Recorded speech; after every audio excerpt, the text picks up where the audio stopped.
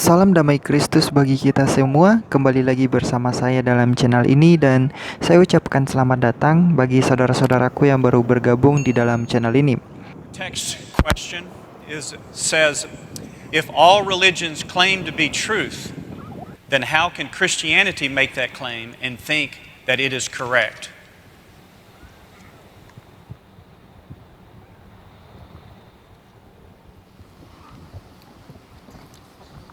Appreciate that question, and it's a question that has the assumption that is very correct.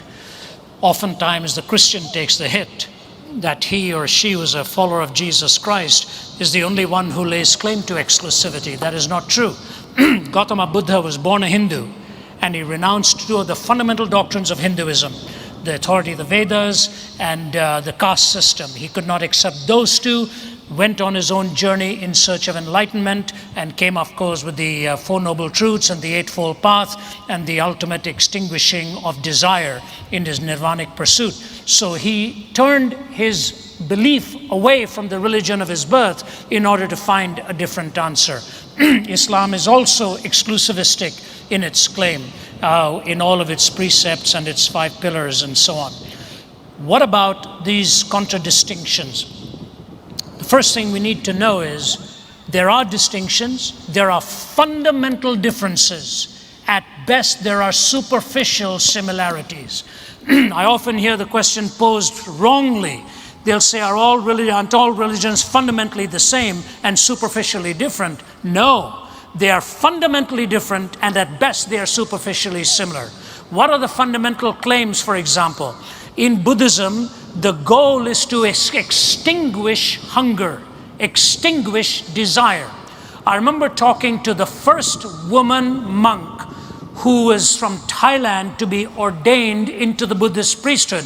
But Thai Buddhists do not ordain women, so she went to Sri Lanka to be ordained, and she has a PhD in philosophy from McMaster University in Hamilton, Ontario, and Waterloo, I guess, Ontario, McMaster University there. Got her PhD in philosophy, and she gave me the first interview. We chatted for well over an hour, one-on-one, and I sort of angled into some questions because I didn't want to be too discourteous. And one of the things I said to her is, I hear you're married. And she said, yes. I said, you have children? She said, yes. I said, but you're living in a temple by yourself? She said, yes. I said, do you not see your children? She started crying. She said, I have a car. I said, you have a car? She said, yeah. I said, okay. So she drove herself because she can't allow a man to drive her, she said, so she has to drive herself. And she says, every evening at the end of the day, I try and meet up with one of my children. She said, this is the hardest part of my life. I said, so you are on the journey to extinguishing the desire to be with your children. Is that right? Is that a fair assessment? She kept quiet.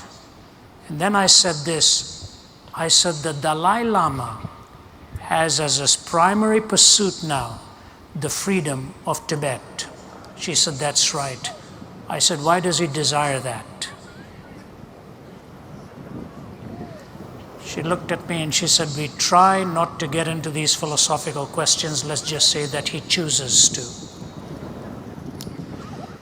You take a look at other world religions and see where these 4 questions are dealt with: origin, meaning, morality, and destiny. These 4 questions have to be answered in 2 ways. Follow me, please. Every particular answer has to correspond to truth, either through empirical form of measurement or through the logical reasoning process. And when those 4 answers are put together, they must cohere and not be incoherent. So the 2 tests, correspondence and coherence, I guarantee you, only in the Judeo-Christian worldview will you find these 4 questions answered with corresponding truthfulness and with the coherence of a worldview. Let me take just one example, and I don't say this to slight, but this is a fact and we have to deal with it.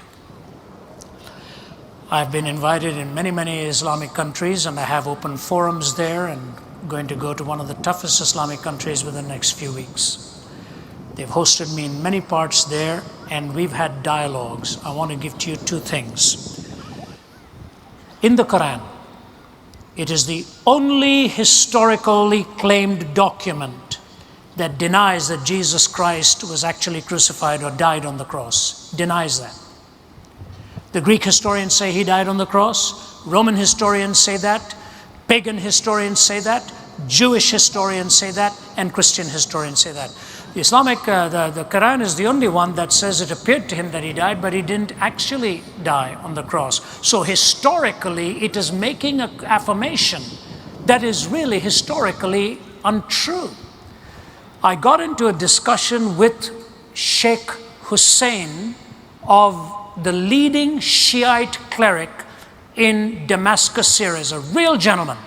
For over 3 hours, we talked with an interpreter between us and an audience listening in. I was allowed to ask him one question about his faith, and he was allowed to ask me one question about mine. There was nothing, no rancor, no adversarial stance, just a perspective and counter-perspective and back and forth. It's the best way to do it, really. At the end of it, Sheikh Hussein looked at me. He was very respectful through the whole time, always referred to me as Professor Zacharias. And then at the end, he looked at me, leaned over, and he said, "You know, Professor, I think the time has come for us in the Islamic world to stop asking if Jesus Christ died and to start asking why."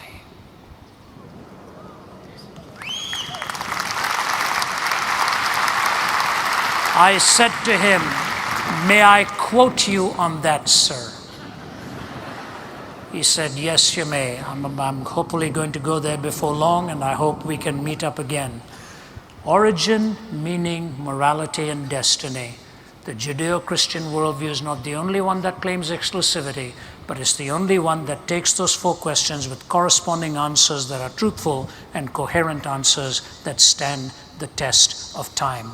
And the ultimate answer of the resurrection from the dead that gives you hope.